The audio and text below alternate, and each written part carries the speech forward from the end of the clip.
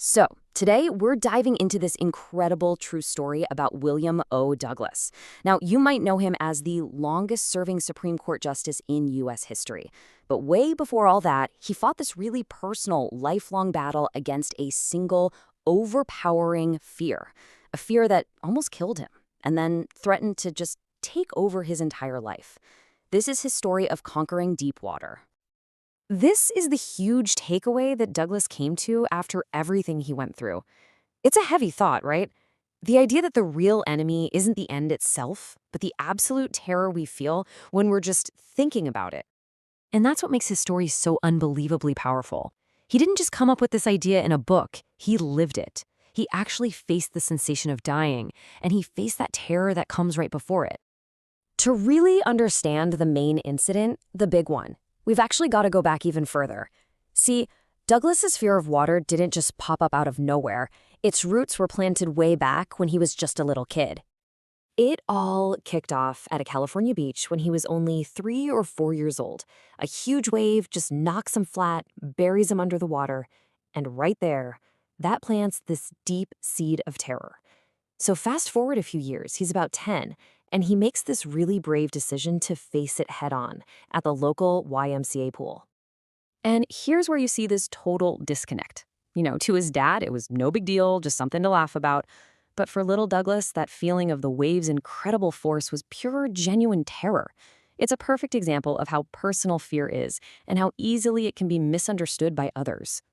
So Douglas was just starting to get his confidence at the pool, feeling a little bit more at ease in the water. And that's when it happened.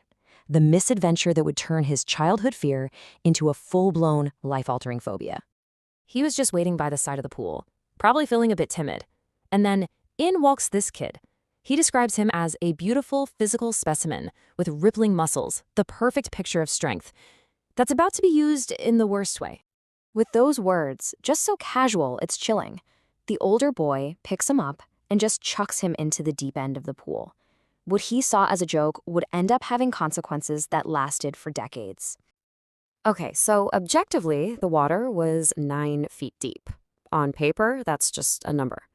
But when you're in a state of pure panic, objective reality just melts away. And this just perfectly shows you the psychology of fear. For this terrified 11-year-old boy, those 9 feet became an impossible, bottomless 90 feet.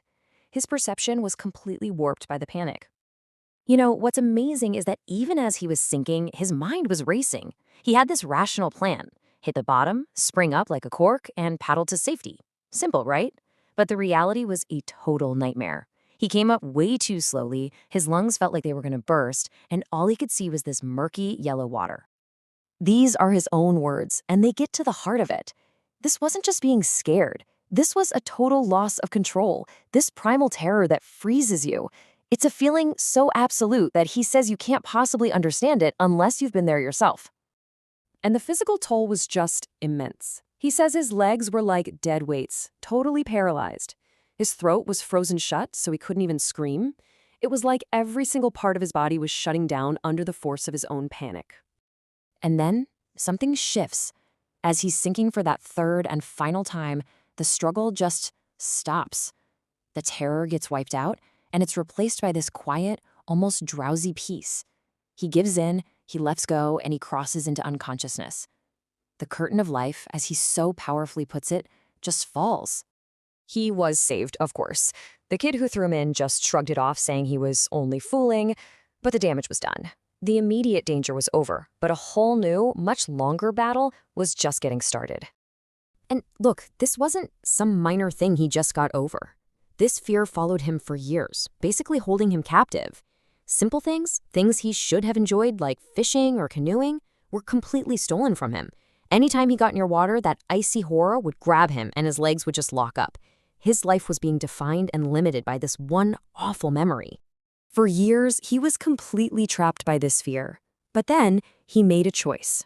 He decided he was done being a prisoner in his own life. He was going to fight back. This one single decision was the absolute turning point. It was the adult Douglas basically choosing to finally face that terrified kid inside him. He knew he had to confront the fear head on, but he also knew he couldn't do it alone. This was step one to getting his life back. I just love this phrasing. It tells you everything you need to know about the instructor's approach.